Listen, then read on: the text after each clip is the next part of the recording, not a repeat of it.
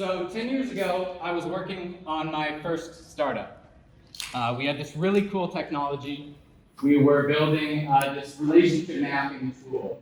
It parsed the internet to see how people, places, organizations were connected, and created this like spider web map showing how all of these objects were created. It was like that Jason Bourne movie where the CIA is in that dark room and they're trying to capture bad guys and they're mapping out how all those bad guys are connected.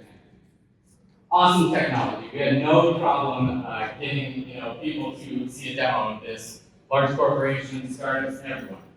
The problem we had was that once we got the software in people's hands, they were like, this is really cool and awesome and great, but I'm not really sure how to use it.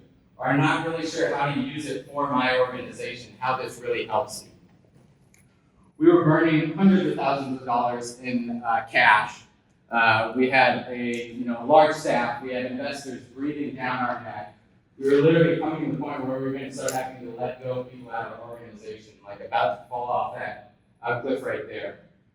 Sitting down at the local coffee shop with one of my really good friends, Matan Gill, who just recently sold his company for several $1 million, explaining the problem to him. Like, we've got this great software that we're working on. We built the technology before we really understood the customer, which was probably not ideal. We've been trying to pivot to these different use cases and sales, marketing, law enforcement, all this type of stuff.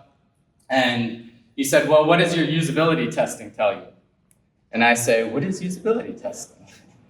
So 10 years later, flash forward, I'm going to start talking to you a little bit about our usability testing and an obsession for understanding customer knowledge can help you build the right features. A little bit about myself. I've been doing entrepreneurship for over 25 years. I was originally a non-technical co-founder. I did take computer science. I got a minor in computer science like 22 years ago. But I've been doing full stack development for over 10 years now. So I realized that if I was doing software, I need to be able to actually write software. So I actually became a developer. I've written software for the FBI, Homeland Security Investigations, DEA. I'm a member of Pipeline Entrepreneurial Fellows through the Kauffman Organization. I've got a law degree. I teach entrepreneurship at Nebraska Wesleyan down in Lincoln, Nebraska, where I live, and then also a graduate of Generator. So why building the right features matters? These are my 3 favorite quotes that comes down to it, which says that 88% of customers or users will never return to a software if they've had just one poor experience with that software. And can you almost say a bigger quote that 100% of customers will never return to a software if that software isn't even built for the right features that that customer needs. 91% of those customers will not even tell you whether they had a good or bad experience. Some of you've ever built a software in here and you're just like blind, wondering like, are our customers loving us or are our customers hating us right now? And then the last thing, there's this great story. All these come from this big Forrester research study that says every $1 invested in validating the right features returns $100 in profitability to your organization. So why is building the right features so hard? Why do organizations, large to small, struggle with this so much? Well, there's 4 key points that I want to go over into a little bit of detail, and then I want to talk about several of the different types of ways that you can test and understand customers really well. If you just got in late, you can go to codebuddy.com/library to download this if it's hard for you to see right now. So the first thing why building the right features is hard is psychological safety. The second one, projection bias, conflict of interest, and visionary dilemma. I'll go through first and I'll start with psychological safety. So the main point about psychological safety is that customers are not going to give you honest and real feedback if they don't feel safe in the environment. Not only with the customers, but also with your team members. And you think this is like an easy situation, like we're not insulting the customers, we're not doing anything negative that would prevent them from actually telling us the honest truth. But the reality is that we do so many things subliminally that make the customer not willing to give the honest truth in what we're doing. And so, a good example is I was at Nebraska Code a couple months ago, and I was at this speaking conversation, and the speaker was asking, engaging with the audience and asking them questions and saying, Yes, what is technical debt? And I raised my hand and I gave an answer for technical debt, and he said, wrong. You know what he automatically did? Is he took away all the psychological safety in that room, so that no one else in that room was actually willing to give him feedback. We do the same thing when we're actually testing software with our side. So we either lead people on, we make the environment unsafe, and the reality is they won't tell us things because of 4 things. I don't know if you can read those, so I'll read them to you. You can pull out your phone. The first one is they don't want to sound stupid. So they don't want to sound like they don't know the answer. So even if you're testing something that's completely out of their domain knowledge, if they're a farmer and you're testing, mortgage software or something like that, they're not expected to know anything about mortgage software, but they still don't want to sound like a stupid individual. So they're not willing to open up to you. The second thing is they don't want you to sound stupid. If there's something dumb or misspelled or looks bad on that website, they want to be favorable to you, and so they don't want to point that out to you. And the last 2 are we agree so people will like us, and we agree so that we can end the conversation. We're in the Midwest, we're even more guilty of doing a lot of this than somewhere on the coast too as well. So quick takeaway, you can only trust feedback once you've established a psychologically safe environment. And how do you do that? You just have to spell it out at the beginning. We'll talk about actually building a script for usability testing, but the first thing you always do is you give them permission to be candid. The second thing you always do is you admit your own mistakes and you open up vulnerability. This is great. I give the same slide talk when I'm doing another presentation because psychological safety applies to so much in the software world. And then the last thing is never embarrass or punish them. So, and you think of that as like slapping them in the hand, but an embarrassment can be as slight as, no, that's not really what it was intended for, or no, that's not quite right. And what you're saying is, you're wrong, you're stupid, you're not listening to this. So always, be encouraging with your doing. The second thing is projection bias. So human beings are horrible at predicting what they like and what they're going to do in the future. What do we do when we usability test stuff or we validate our actual software? All we do is we ask, what do you like and will you use this in the future? And those are the 2 questions that you're never supposed to ask. And the reason projection bias is because we as humans are very bad at predicting what we will actually like in the future. We like stuff now. I'm in this room and, it's, well, let me give a better example. So everyone's gone to the grocery store, right? And you've gone to the grocery store hungry. And so you buy all this food in the grocery store. You buy way more food than you actually should even be buying. And then you get home, maybe you have a snack, and your stomach settles down, it's not as sour as much, and then you get to dinner, and you eat maybe a very small fraction of the food. The same thing applies to software, is where you can't trust what people tell you now because their differences when they actually go to press that buy button on the software are actually very different. So the quick takeaways things is it's more important to understand the conditions and the circumstances in which people are trying to buy that software than it is to ask what they like. So you'd say, hey, when you're going out there and buying software, what are those conditions like? Who are you getting approval from? What type of screen are you working from? All those sorts of things. And then the only thing you can trust from them is what they hate and what they've done in the past. So let me give you a quick story. What's your name? Jason. Jason, you having a good time at the conference? So far. Awesome, sweet. So Jason and I are sitting down, and I'm trying to validate a hot chocolate brand I'm trying to sell to Jason. You've heard this before. So I sit down with Jason, and I say, Jason, do you like hot chocolate? Usually. Yeah? Okay, great, he likes hot chocolate. And I say to him, hey, will you try my hot chocolate? And he tries my hot chocolate, and he says, oh, this is really good hot chocolate. And I say, hey, will you buy my hot chocolate? And he says, sure, yeah, I'd buy this hot chocolate. And we're sitting at a coffee shop, so our meeting ends. Jason goes up to the counter, and he orders coffee.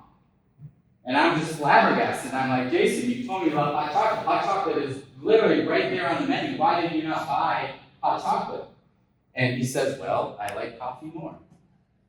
If I would have rephrased that conversation and I would have gone to Jason, what do you hate and what have you done in the past? If Jason would have very clearly told me he hated hot chocolate, I would have known to invalidate, that. If Jason would have told me that in the past 9 out of 10 times he's gone up to the coffee stand, the barista, and said, "I've gotten coffee," I would know that the next time he's more likely to buy coffee than my hot chocolate. Conflict of interest. So this is something that we'll talk a little bit more about in the actual usability testing stuff. But as an organization is not just represented by one individual. We always think that the product owner or whoever, the UI UX gets to make all the shots and all the calls.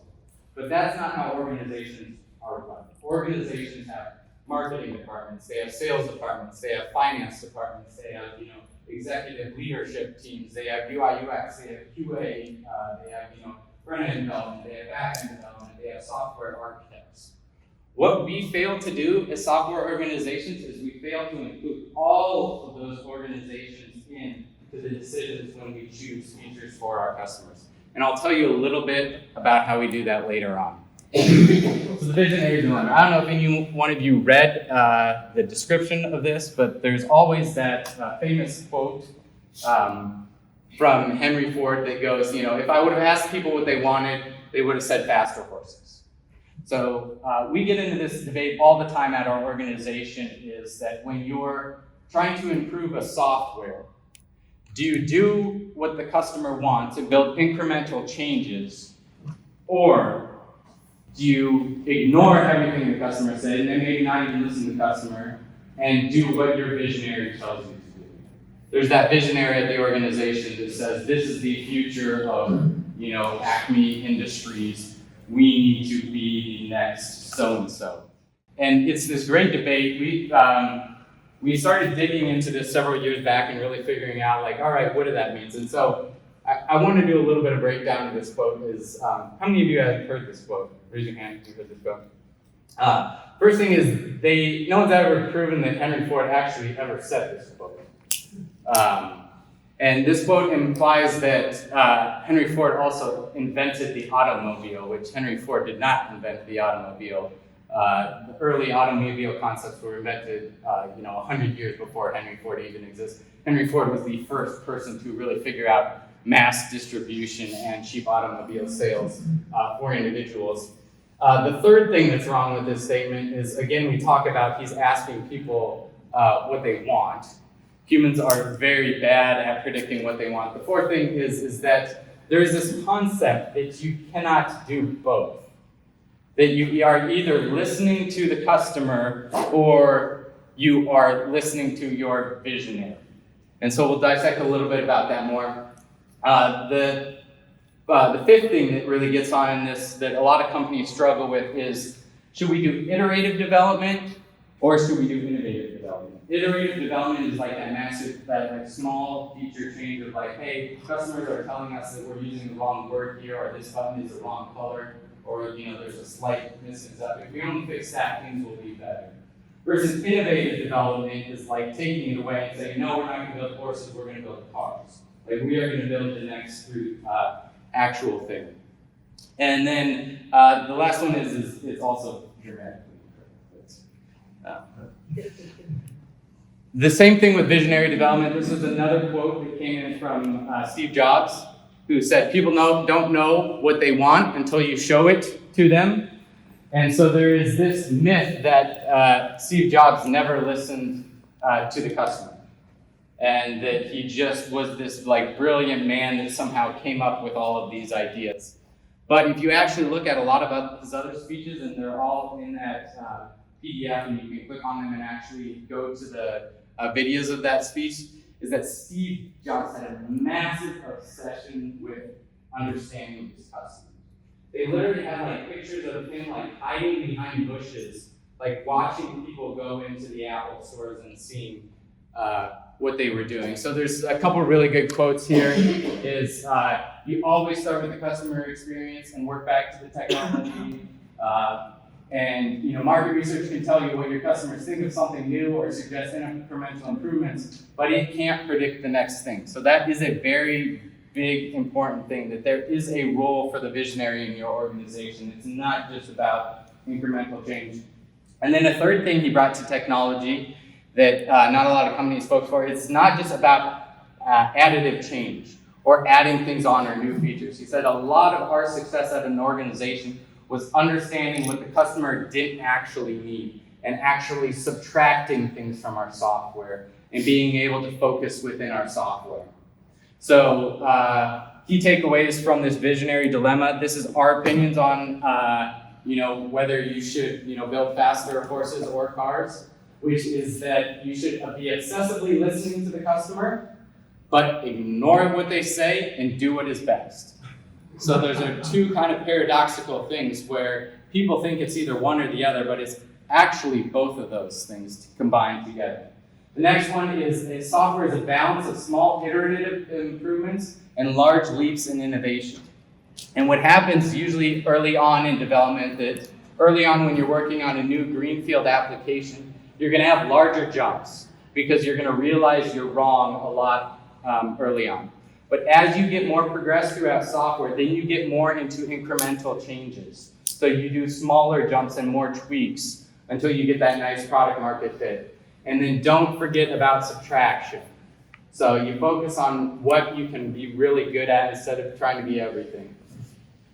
Going to jump really quick into some testing models. I'm not going to go over all these. These are in your workbook, so you have these, so you as an organization can think about some of these and whether they help. The big one is we're going to go over is usability testing, which is in the green. But there are a lot of other testing frameworks out there that help you become massively obsessed with what is going on in the customer's mind. Competitor testing, that's a great one. If you don't even have a product app, I don't know if there's any startup people here or any organizations that are looking into a vertical, but you can actually go out there and test competitors' software and figure out, all right, where is your competitor really failing at? And how, as an organization, can we provide something that's way better than what they're doing? There's Wizard of Oz testing. I don't know if you guys are familiar with Zappos. Zappos is a shoe company. When they got first started, all they did was they went around to shoe stores and they took pictures of shoes and they just created a WordPress site of we're selling these shoes online.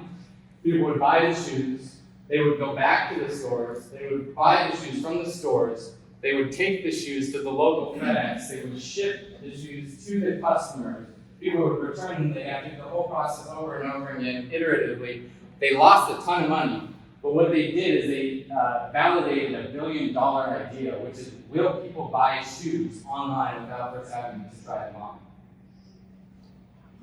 There's some other ones, I won't dive into those, you can kind of read those on your own.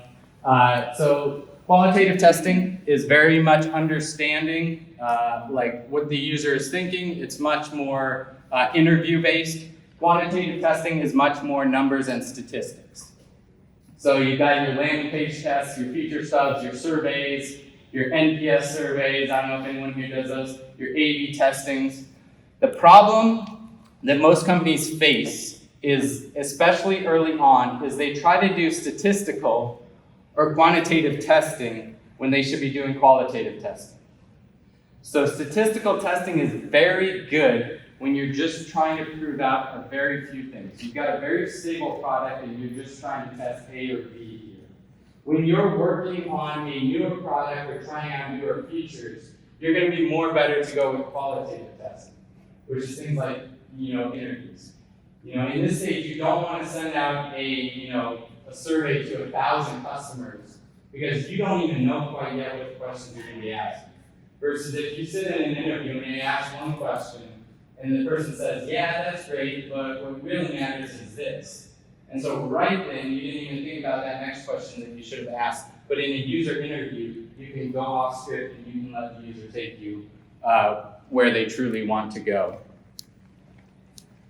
Okay, diving deep into the heart of this, usability testing. So like I mentioned, this is only one form of customer testing. This is our favorite. This is the one that we feel has the biggest impact, especially when you're deciding what new features we are building or you're starting a greenfield software application. So usability design is the design that a person of below average skill in your ideal customer profile can use without it being more trouble than it's worth? And why do we say below average? We say below average because then you're capturing a larger part of your bell curve. If you test your, mean customer or even an expert in your ideal customer profile, what you're doing is you're only testing it for the top 50% or the top 25%.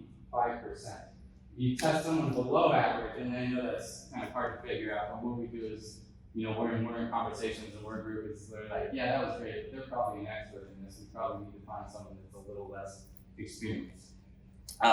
It allows you to test it. There's always that phrase of always describe everything like you're talking to a third grader. This is a similar concept to you. If a third grader can understand your software and how it works, everyone above that knowledge can understand the software and what you're working with. And then usability testing is simply watching people use what you created while they talk aloud about it. And who to test? You want to test someone in your ideal customer profile. And you want to test 3 to 5 people at a given time. And you're like, why not test 10 people? Why not test 100 people? Well, that's a lot of work.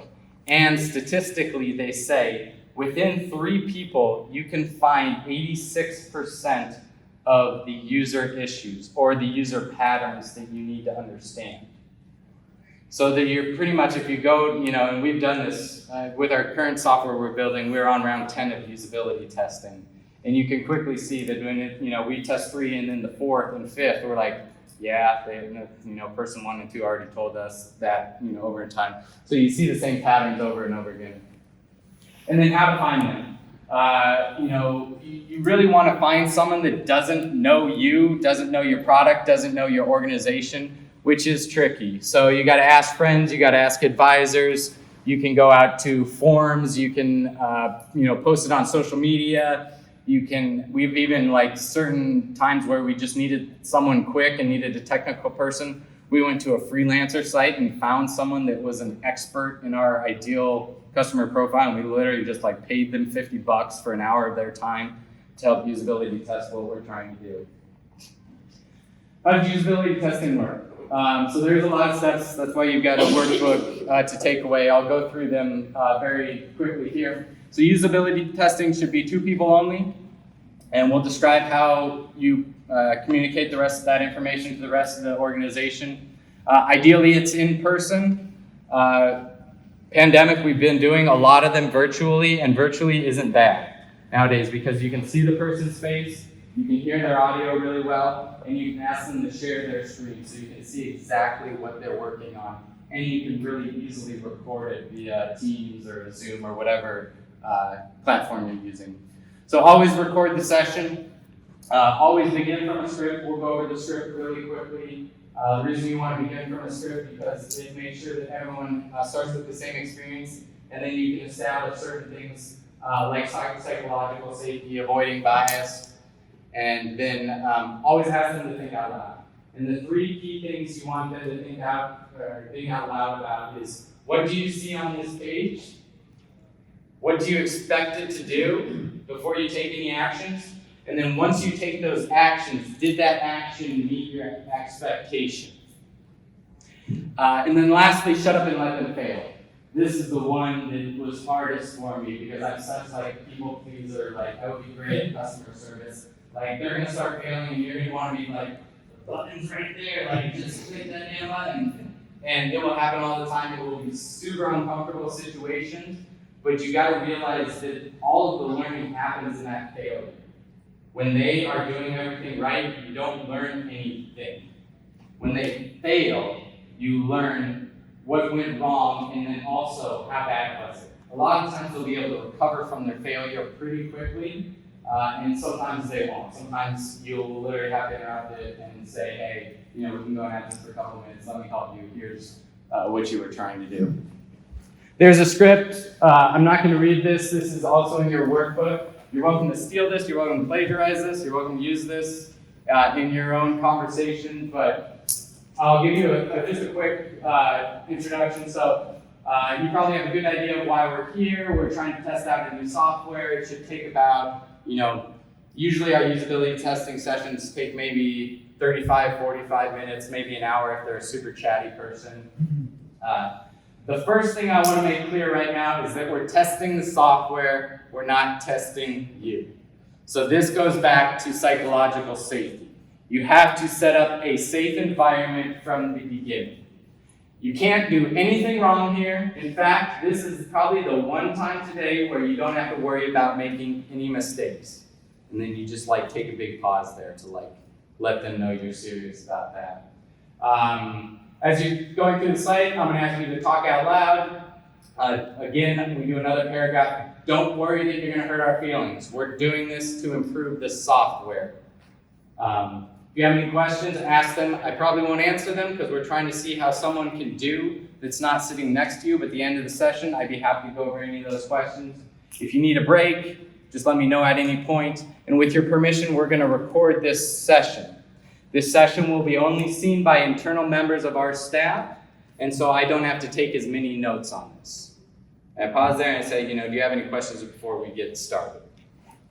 So the next part of the script, we always like to ask questions about, questions that either confirm whether or not they actually meet our ideal customer profile, questions that maybe we need to validate the concept or business we're working with. And then before we even lead them on into what we're doing, we always ask what we call the three magic questions, which is what are your biggest problems in whatever you're trying to do, and then why and why.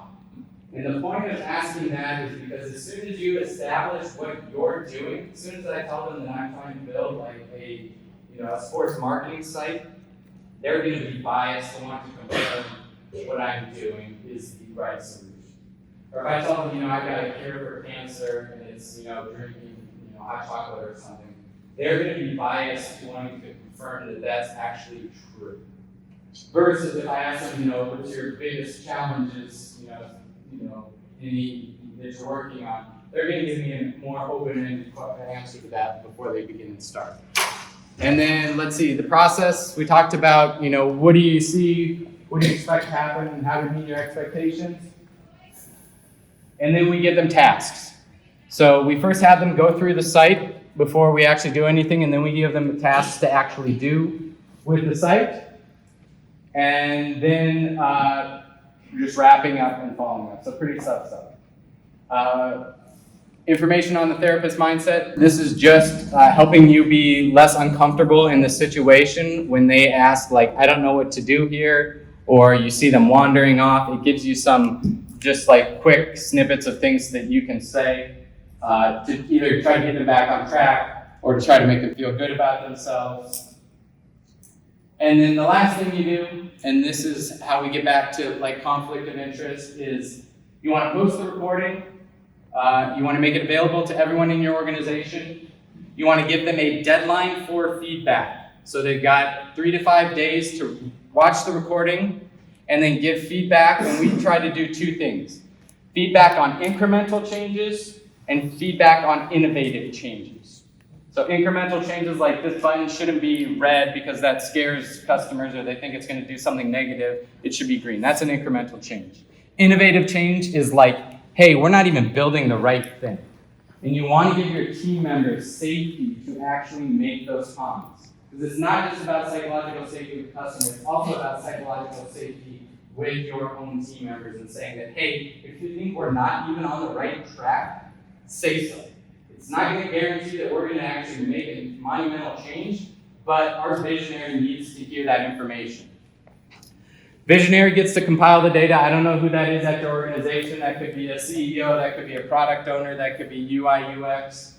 And then they communicate the results back to the team. And the team doesn't tally all the results, so what the visionary communicates back to them, they don't know. That could be results from, perfectly orchestrated to what everyone voted, or that could be the visionary actually saying, a lot of people voted on this, but we had some people, think we need a monumental shift, so we're going to spend this quarter on doing some sort of monumental shift in what we're doing. And do it iteratively. So you want to test 3 to 5 people every 1 to 3 months. If you're a large organization and you have dedicated resources to put someone on this every month, do it every month. Even if you don't have big changes in your actual software every month, you gain insights from every time you do this. If you're a smaller organization, a startup, and you don't have the resources, when we got started with our last company, we did it every quarter. And that's the wrap here. So wanted to give you a second to kind of consolidate and figure out if you have any questions for me. And my contact information is also down there if you want to follow up and bug me with any questions after this. So. Any questions? Yes. A couple questions. First one is, would you recommend doing this at the very beginning or more after a couple of those big jumps in innovation? Yeah, I should have put that on here. We absolutely recommend you doing it from the beginning. Okay. And if you don't have anything to test from the beginning, like I said, do something like competitor usability testing, where you're going and you're testing a competitor that's in a similar industry and you're figuring out where they're failing. So before you even get started, you can save all of those mistakes and that $100,000 of dev time you spent. Did you have a second follow-up? Follow-up is, would you repeat those 4 or 5 users next time? No. Brand new. Every time you want to try to find 3 to 5 brand new users because you don't want them to come in biased. Got it. You want them to come in with, because you're going to make changes sometimes. And so you're going to want to come in with a fresh perspective. And the changes did we make, did those actually improve and satisfy the customers? Any other questions? Yes.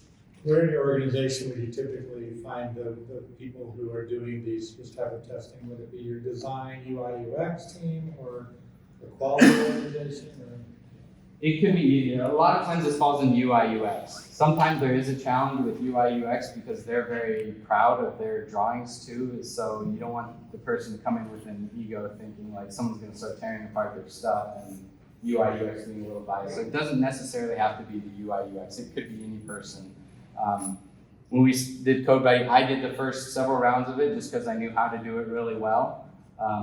But it really can be, it really just has to be anyone that's well trained in doing this. And they don't have to be a technical person either. It doesn't have to be a software developer or someone. So how often do you need to do user reviews? How often? Yeah. So it's, if you got the resources, it's recommended once a month. Now it is resource intensive where you find people, schedule people, and usually the idea is that you pick one day a month and you take the morning and you carve out that 3 to 5 hours and you just do it all in one. And then you also have to make everyone in the organization watch it. And we tell our people watch it at 2 times speed. Like you don't need to get deep into this. If you don't have those resources, we recommend once a quarter or once every other month. So.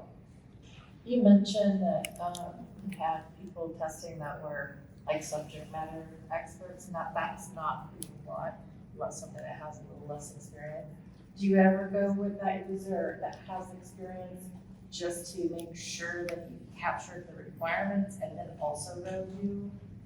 Is there a place Yeah, it's not bad. It doesn't have to be perfect. Like you're not giving these people IQ scores like the code.